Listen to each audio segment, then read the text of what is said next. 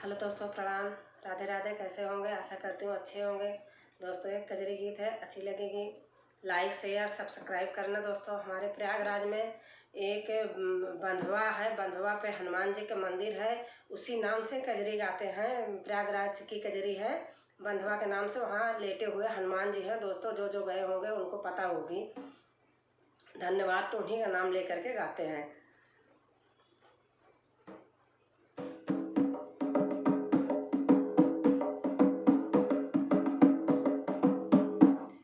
गंगा मैया बाही चलिनी बंधवा पे, बेटी मोरी सासुर बाटिना।